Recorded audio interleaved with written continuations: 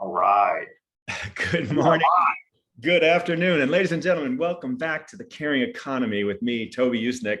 Today, my guest is Dean Fealk. He is the regional managing partner of the global legal giant DLA Piper out of California, and he is also the author of the Wall Street Journal best-selling book, Impact the World. So today we're going to talk about his legal career, his trajectory, but also the book. So welcome to The Caring Economy, Dean. Thanks so much, Toby. It's great to be here, and I've been a big fan of your podcast, so it's an honor to be on. Well, thank you very much. Dean, we always start with asking our guests to tell us a little bit about his or her, their story, how they got where they got, maybe like a 2-minute synopsis of where you're born, where you went to school, where you mentored, where you maybe pivoted, anything that you think would be interesting to our listeners.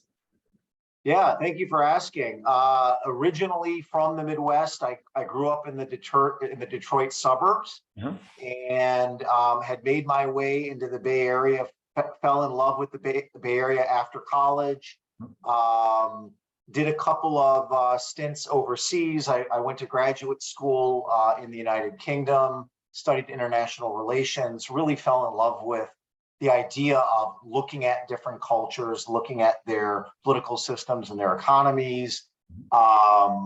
Ended up as a Fulbright scholar to Korea, really fell in love with that part of the world in Northeast Asia and Korea in particular. Somewhere along the way, I actually managed to get a law degree, maybe despite myself, and actually started my legal career in Northeast Asia and primarily working on, international investment into Asia. Spent some time as a consultant for the World Bank. Wow. And some teaching on the side, and ultimately made my way back to the Bay Area, where I've been for the last 15 plus years. And most of that time at DLA Piper, it's been a really, really incredible journey. As an organization, we have grown and expanded our expertise dramatically. And I talk a little bit in the book, Toby, about what it means to have a career in private practice or in the private sector, but at the same time, really develop your impact in the community and beyond, internationally, globally. And so, I've had the opportunity to serve in some government functions and also work on political campaigns and civic organizations and think tanks, and host and advise political leaders from around the world. So it's been a really terrific, it's not over yet, hopefully, but it's been a terrific ride.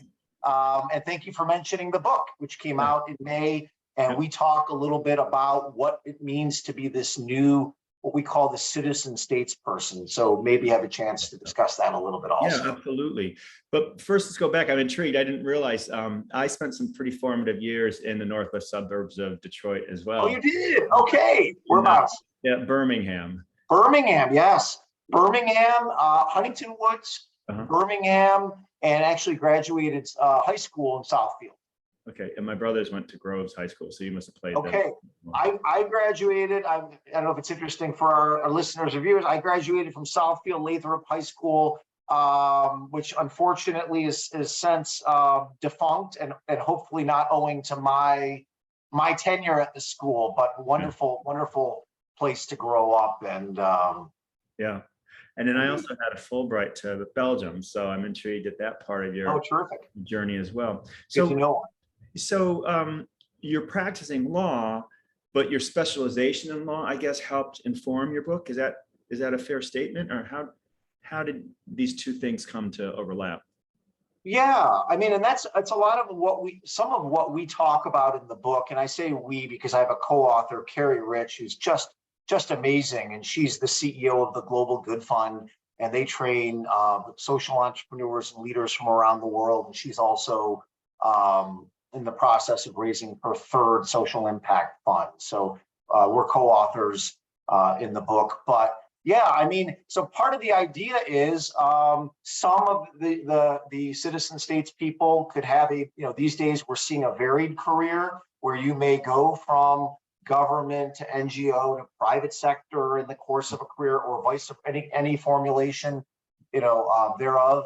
or in the course of being in the private sector or government or what have you, you may actually, you may actually work on some of these social impact issues in your community and beyond. In my case, I've had the private practice. It happens to be very international in focus, which is really, frankly, terrific. At DLA Piper, we're in 90 plus cities around the world and represent more than half of the Fortune 250. So in the course of thinking through legal, regulatory, tax issues for many of our clients, I've been able to develop a sense of what's going on in the country, in the political system. So absolutely, that's really inspired a lot of my interests in policy and what I've been working on as well. And I think part of our thesis with the citizen states person is, if we live in a moment where people are skeptical or have lost some confidence in traditional institutions of power, government, in some cases, big corporate entities or multinational organizations, that individuals are doing more than ever. And they are kind of superpowered, if you will. There have been social entrepreneurs dating back, way back to de Tocqueville in this country, or, really since democracies have been around. But the difference is that today, in the same way that we see entrepreneurs in the private sector that can leverage information technology, networking tools, social media, and really the barriers of entry are lower and the ability to amplify greater, same is true of community leaders, social entrepreneurs. And these are the citizen states people. They are in many cases, filling gaps, perhaps that government or, those other institutions of power may have filled in the past, but there's so much.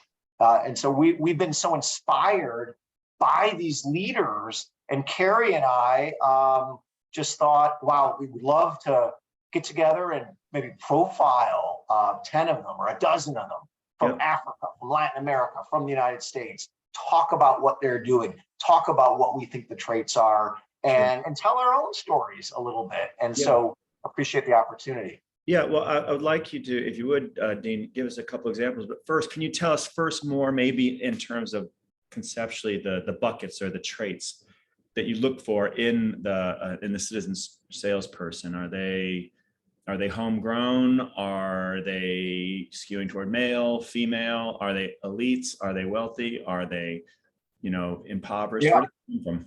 Well, good question. I mean, our thesis is, and the empirical experience is, they don't need to be elites, and they certainly don't need to be wealthy. And citizen states people are very, very diverse, and they come from all walks of life. And that's really part of, I think, the point is, you don't have to start out as someone with power and influence to have influence and to make a difference. And so part of what we talk about in the book is, how do you start to think about, first looking inward and thinking about your values and what matters to you, and then taking that and building expertise and, building a network and kind of starting to get involved in a conversation. And how can you partner with established organizations, whether they're, think tanks, or partnering with, NGOs or even government, and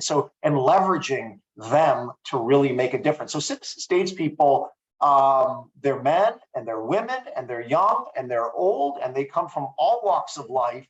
And so I think we mean it to be a very inclusive message, and that's frankly part of what's so exciting about it. And we wanted the book to be accessible, but also somewhat, hopefully, motivational in the sense that you see people you can relate to, like Abby Wamimos, we talked about, who starts out in the slums of Lagos, Nigeria, and has a concept and brings this incredible tool to the United States, starts a company, Susu. Basically, the basic concept was, how do you build your financial record and your credit history if you don't have credit, if you're not a homeowner, and so if you're a renter and you make a late payment, guess what? Your credit gets dinged. Yeah. But if you're a renter and you make your payments on time every month, why is it you can't build credit so that you can then take on loans or become a homeowner and so on? Anyway, so he made his way to the United States, built this incredible project. And I think it was 3 weeks ago, Susu went public on the NASDAQ. So there's a lot of incredible stories, and we hope that they're inspirational. We do talk a little bit about what the path has been, what our path has been. We have key takeaways. We have resources at the end of the book about where to start, what kind of organizations you might want to look into. So hopefully there's a little something in it for everyone. Yeah. So for the sort of the structuring of these efforts, legal, administrative, financial, I would guess the U.S. is a great place for that kind of entrepreneurial spirit. But are there other sort of hotspots around the world, from, I don't know, Lagos to Seoul to Tokyo? Absolutely, and it's really become a globalized sense of, I think, because we are more interconnected than ever before. We see people's stories on the internet, in the context of social media. People are connecting like never before. So the marketplace for making a difference is absolutely global, to be sure. And whether it's getting an idea from somebody, so many incredible young people on the African continent. And we highlight a number of citizen states people in Africa. They are so young. They have such a desire to make a difference, and the opportunities are extraordinary. So places like Kenya or like Nigeria are just South Africa, and you see a lot of activity, but also in Latin America, in Asia. You mentioned Korea, the ASEAN countries, a lot of people stepping forward with ideas and concepts and solutions that very, very quickly spread throughout the region, and then sometimes way beyond. So I wouldn't say that the United States is incredible because we have such we are a country of citizen activists or citizen participants. And entrepreneurs. I agree with you, and we make it, we're a very porous country in terms of, if you want to get involved in politics, or as you say, if you want to start an organization or get involved with an organization, it's incredibly flat in a lot of ways to get your foot in the door. And then the question becomes, how can I move it forward? How can I, make it, either part of my career or make a real difference? I had a colleague once explain to me that a measure of an attractive measure of a community, a city, a town, a region, is the number of patents that are filed in that region or that place each year, because that's got creative juices and an ecosystem that is supporting this kind of experimentation that you're describing, I think. Yeah, I mean, I think it's true. The amount of intellectual property that a country produces says a lot about, not everything, but a lot about its innovation. And then if the rule of law really supports the intellectual property protection, then that is also a very positive sign for what entrepreneurs can do and what can build. And you have to have those kind of incentives to be able to create a technology or a process, and then be able to commercialize it. And the same can be, it's a great analogy, and the same can be said in terms of community involvement and community impact. So again, ladies and gentlemen, today on The Caring Economy, we have Dean Fealk. He's a regional managing partner at DLA Piper, the global law firm. He's also the author of co-author, I should say, of the best-selling Impact the World. Dean, can you talk a little bit about your corporate clients, maybe not naming names, but when you look out globally at the brands that you've worked with, what's the reality for their embracing impact work, social impact, the nature of the types of initiatives and people that you're describing in your book? Yeah, I mean, I think what we've seen in recent memory in the last 5 or 10 years represents a very sharp departure in a lot of ways. I mean, you see it in the headlines in the newspapers that the leading companies in America and beyond, they are being asked to look at the world in a much broader way, right? Mm-hmm. In terms of, building shareholder value just is not enough anymore. Mm-hmm. The broader stakeholder set, employees and customers in the community, they're being asked to look longer term at impact and in terms of what their business is doing. And in many cases, the social conditions we've seen in this country have changed. And so if companies want to continue to serve their customers and have their brands resonate with customers, they are heeding that broader directive. Shareholder, whether it's shareholder activism or shareholder on the institutional side, a lot has been written, and think about Larry Fink's letter to CEOs in 2019. Mm-hmm. And so we do live in a very different environment. I think, to my mind, Toby, progress is almost never linear. So I think as the broader macroeconomic environment is dynamic, and as we see different aspects of the business cycle, it'll be interesting to see certain aspects of emphasis or de-emphasis on a lot of that trend line. But I can tell you, we as a law firm, our clients, they want our assistance in thinking through how they can make a more positive impact in their communities. And then they look to us to say, well, if we're going to do this, you need to do this. And we are more than happy to oblige. I mean, as lawyers, we take our versions of the Hippocratic Oath.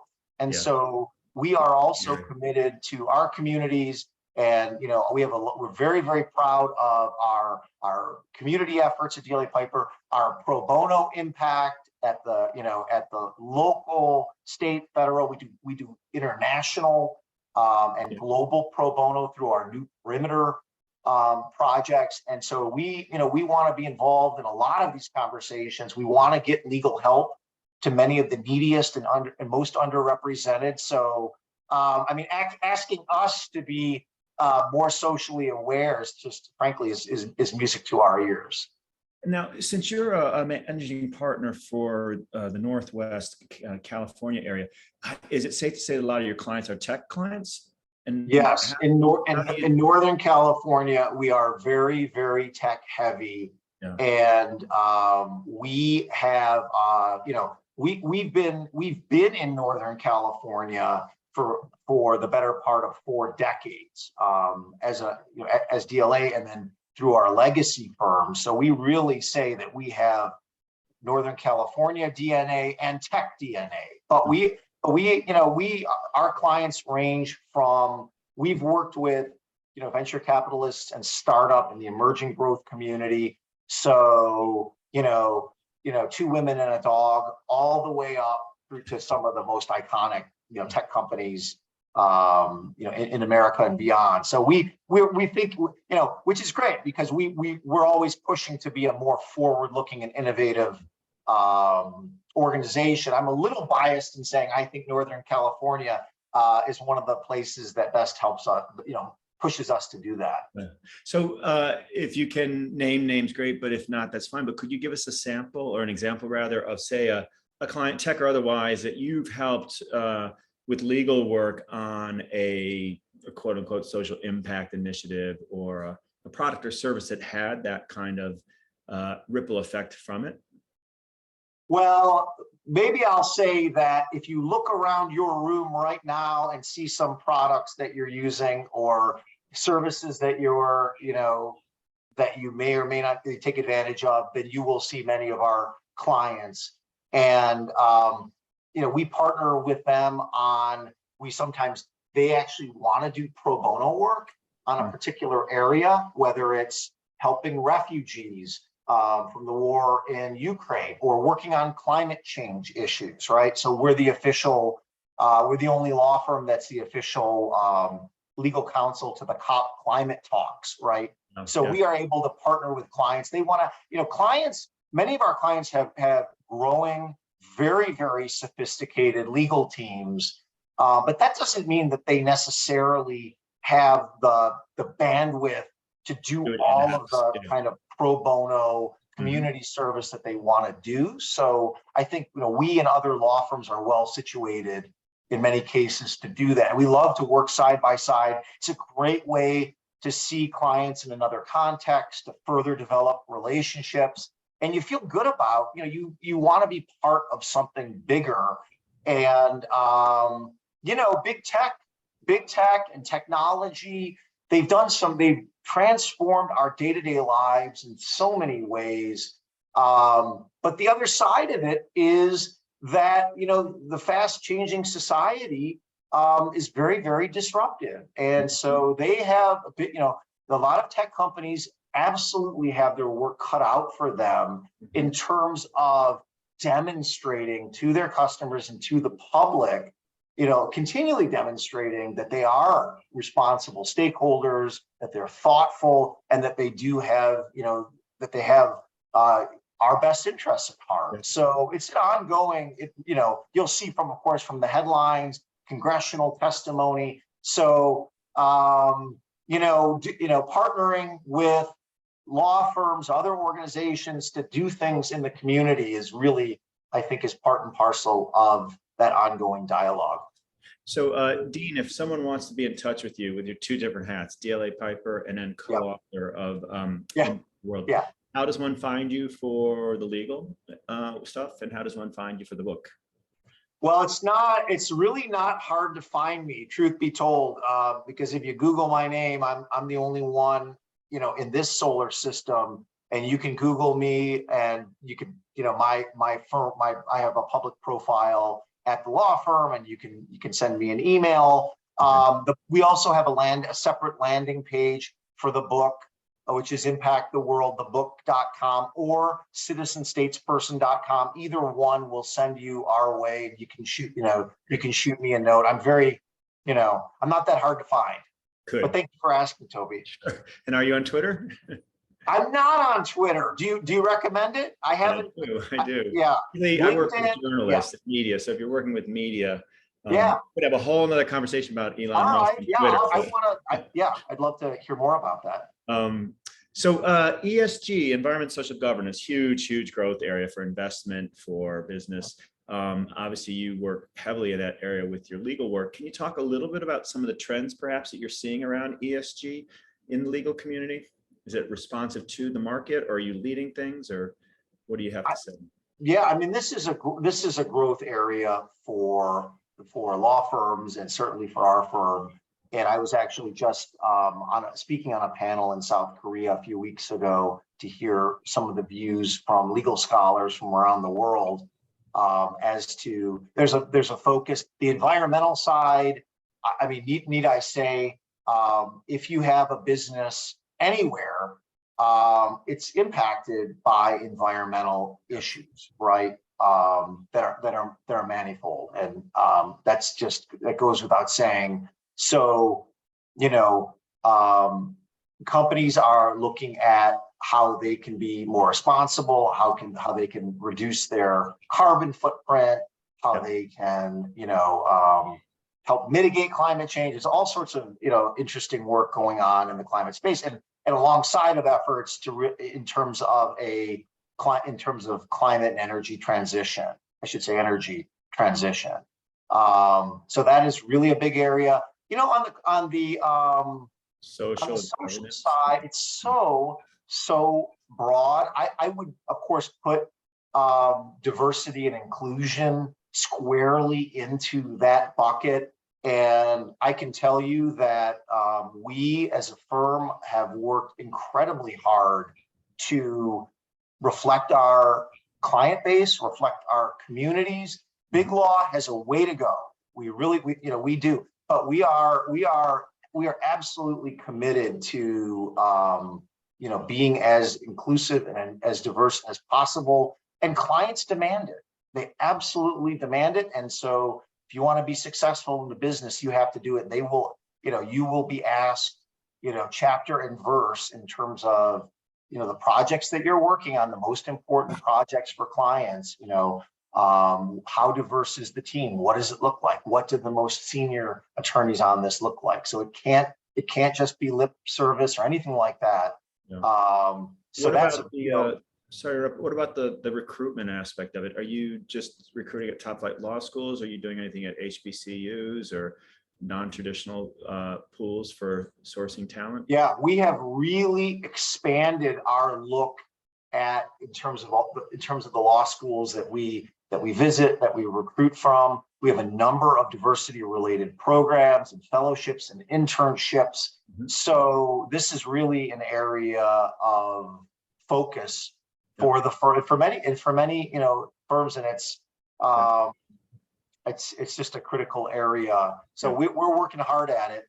And then on the governance piece, you said you were South Korea rather. I think of Asia and Africa in particular, where governance is perhaps being more tested.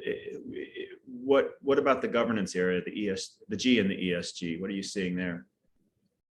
There's been a lot of focus on thinking through, and again, it of course ties to diversity, but particularly having diverse members of the board, of the board of directors in the boardroom, and how to do that. Whether should you do it by fiat? You've seen a raft of legislation in Europe, in California, and the rest of the world is watching in terms of should we mandate, certain kinds of board composition, right? Or, alongside of it, companies are looking to have more diverse boardrooms.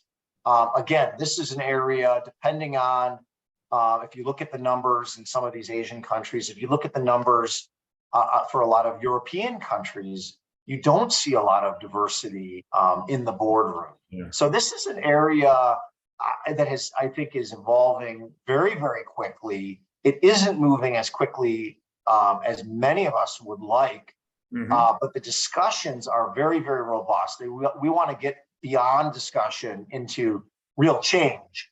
But I'm personally very pleased to see that, countries that traditionally haven't given a lot of thought, to boardroom diversity and what does it mean? How do you come to the best decisions if you have a very narrow viewpoint, right? You want a plurality of input, you want a plurality of perspectives and wisdom and experience. And that's critically important. I mean, it's like talking about how can you have the most productive workforce if you exclude people from the workforce or you don't give them the fullest set of opportunities. So I think the discussions are very productive. There are some healthy skeptics around, talk is cheap. And progress is never a given, and it's, as I say, it's never linear in the sense that if you don't keep pushing for these things, you can take steps forward. You could take 2 steps forward. You could take 1 or 2 steps backwards. So, yes, absolutely. So another 2-part question for you. So young people that you're coaching or that you interact with, you're recruiting. What advice do you give to young people in terms of potentially pursuing a legal career? And then what do you give to young people that are interested in magnifying their impact? Yeah, I mean, if young people, I think the law is a very, continues to be, let me say it first. Sure. Unfortunately, the law has become in some ways very much a privileged profession, and in some ways it has been since inception. But you will have heard, Toby, the cost of legal education is absolutely skyrocketed, and so you don't want to be glib about encouraging people to take on a lot of debt and so on and so forth. Sure. But I think for the thoughtful entrant, I think it's a wonderful, it is, number one, a profession of ideas and continues to be, and a profession of values, right? And it's a place where, we're a country founded by lawyers. And so, whether we talked about the boardroom or in political life, there's almost always room at the table for at least one lawyer. You can be that lawyer. I think for young people thinking about law, I would say, really give some thought to what you might want to do after you get the degree, whether that's, in government service or in private sector or in the NGO, non-for-profit space. But I think it remains to be, technology has been impacting our profession dramatically in recent years, but in recent decades. And that presents a lot of opportunities. It represents a lot of change in terms of what we're doing, how we're relying on technology. It's a very exciting time to be a lawyer. And I think, again, for these young citizen states people who have the opportunity to get that kind of education and want to be involved in a variety of issues, I talked about in the book how, for me, it's been a great platform to work in the community, to work on some of these issues. In my case, international security, Asia-Pacific regional issues, transatlantic issues, and international security. So, I would say if you have an interest in doing it, it's an absolutely wonderful education, wonderful career path. Let's be thoughtful about it. And Toby, your second question was not just the law, I just had to pay a huge comment. My experience, I've always worked closely with the general counsels and the corporations. Yes. And one of the things I love consistently with the lawyers is not only do they give you their informed legal advice and then you make the decisions but they can write well. They have grammar that a lot of young people today just don't bring to the workplace. I have always appreciated, I've always appreciated the writing skills of my fellow colleagues who are in the general counsel's office. Thank you. And for lawyers or non-lawyers or citizen states people, communicating is critically important. And that means writing, and it could mean public speaking. And so working on your communication skills, you can have the best ideas in the world, but if you can't communicate them, how can you persuade? How can you get others to contribute to what you're doing? So, spend your life honing those crafts. I agree. And law is one of the places where it is, you're absolutely right, Toby, it is emphasized. And then the second audience that we were talking about is for the young people who want to magnify their impact. What advice do you give them besides pick up a copy of the Impact? Yeah, get the book.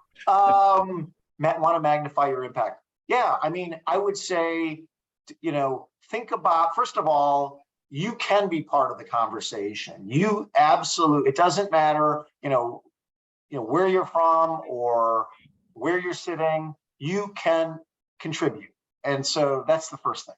The second thing is take stock of your values, what matters to you, your assets, and kind of progress through how you can go about building your network, the people you know, and meeting people, and ultimately your personal brand, right? Just a step-by-step process to cultivating your impact that leads to ultimately figuring out very specific ways that you can move forward the conversation or make tangible changes. And then we talk about in the book that really the natural endpoint, although it's really a cycle, is then mentorship and then finding and recruiting other young people into that circle. So it is a virtuous cycle.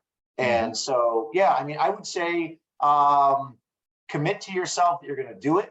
Take tangible steps every single day, and build your capital, personal capital, social capital. And we even talk about in the book, in a quite literal sense, like setting aside a capital that you're going to spend. It doesn't need to be thousands of dollars, but that you'll spend on your ongoing education, or that you'll spend getting involved with some of these nonprofits. You kind of have to put your time and your energy and your money is your way of, of really demonstrating your level of commitment. And you're a leader. You want other people to see that you're into. Absolutely. If you want people to come along, and you've got to be skin in the game yourself, right? So, Exactly. Dean Fealk, it's been so fantastic having you today on the Caring Economy. Ladies and gentlemen, we've had Dean on. He is the regional managing partner at DLA Piper, the major global law firm, as well as the Wall Street Journal best-selling novel, or book rather, Impact the World. Dean, thank you so much. Best of luck with the book sales, and come on back later in the year. Thanks so much, Toby. It's been so much fun. Likewise. Thank you, Dean.